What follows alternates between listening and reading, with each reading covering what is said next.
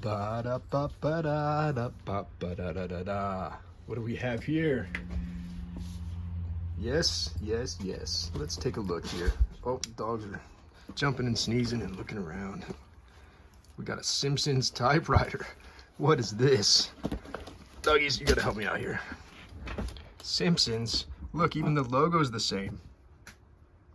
I mean, this was done in the 50s, way before the Simpsons time, so I don't know how Matt Groening got his team to okay that logo, because it looks pretty close to the Simpsons. And I always saw these machines and I thought, man, who would want like a Simpsons typewriter? Like, it's kind of generic, you know, it's a cartoon. It's just not something that I'd like, but it has nothing to do with the cartoon, even though it looks exactly like it. But yeah, this is an Everest K2 machine that I got in today from Canada, Simpsons. I don't know much about the Simpsons brand or where they came from. I know it's a Canadian thing, possibly United States. I don't know. I didn't do my homework on this one, guys. I just got this one in. I sprayed some mineral spirits down into the segment to get it to type a little bit because it was a little sticky. Threw a ribbon in it and we threw a line through it. So we're gonna set you guys over here on the stand and we'll take a quick look at it.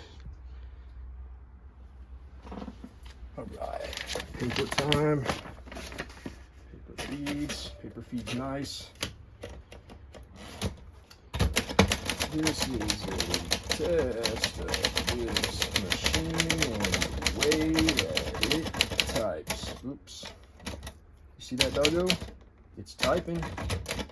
This is, oh, nice bell. A really nice machine to use, but it is not the best feeling that, oh, dog, hi, hello, I'm trying to type, dog. Okay, all right, let's take a look at this.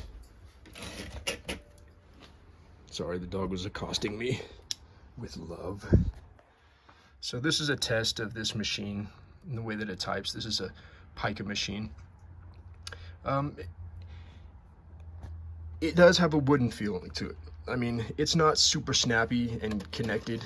I mean, it feels like it kind of loses a little feeling towards the end, but overall construction of this machine is just, it's unbelievable. I mean, the engineering in it is great. You got this, let's get this paper out of here.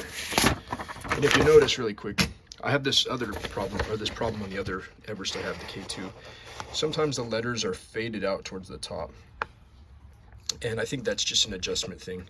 It's darker on the bottom half than the top. And so either that's the platen that's dead, or it's just needs to be adjusted out. And I could try to adjust it out, get it on foot, and get the shift motion intact. We'll take a quick look at this. It's an Everest K2 machine without the Everest branding, so it's an Italian machine. The Simpsons logo has a tab and it has an easy backspace on the side. Tab set, key set tabulator. You got your colors there. The keys on this one are really nice. This whole machine is pretty much perfect condition. There is a nick right there and some dirt here and there. This return lever, when I got it, was pushed up into this area, and you can see that it chipped some of the paint off, so I formed that out. And these are odd carriage release levers. Normally you'd pull them in. This one you have to push it out, so you got to use thumb action to push it that direction. But the carriage is, can you hear that? And then the bell, we got to take a quick bell test. That is a great bell, just keeps going. Nice and resonant and light and airy. This one has a paper or a plastic card guide thing right here, so I'm gonna have to fix that. It got cracked in its years. And this also has the quick release carriage system like the other Everest. If you guys look at my other Everest video, the carriage comes out pretty quickly, and so does the body. Has a little dirt there, little rubs. No logos on the back.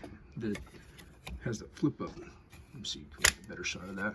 Here's the margin rack scale, and then you flip that up, and that can give you access to your tab settings. If for some reason you have tab issues, you can get back in there and start cleaning that up and sorting it out, and it's super well engineered, guys. Like, this machine might not have the greatest key feel to it, but the way that this thing is designed is just, it's great. This one's a carriage shift, not too heavy. You got your touch control here.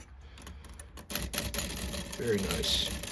Yeah, it just has a, it might need to be cleaned a little bit more, but it does have that deadness to it. Let's take a look over here at the drawband. Very, very cool machines. Glad I got this one. I really like these Everest machines, even if they aren't completely perfect typers. Here's the quick release body system. You pop those out and then the whole body pops off. Very cool. Feet are intact on this one. This one has an odd serial number. I don't know what the deal is. I haven't looked it up on Typewriter database, but it's 55 cast A. So I don't know if it's a 1955 and this is just the casting A, or how that works. I don't know if it's going to be on the Typewriter database. We can always check it out. But if anybody has any information on these Everest K2 Simpson machines, like where they would be sold at, what department store, feel free to leave that into the comments. But I'm going to type on this one for a bit. I'm going to adjust it, take it all apart, clean it really nicely, and add it to the Everest collection. Because, like I said 1,000 times, they might not be good typers, but they are good typewriters, and I enjoy that. So this is my quick look of the Everest K2 Simpsons model, and hope to catch you guys next time. See you later.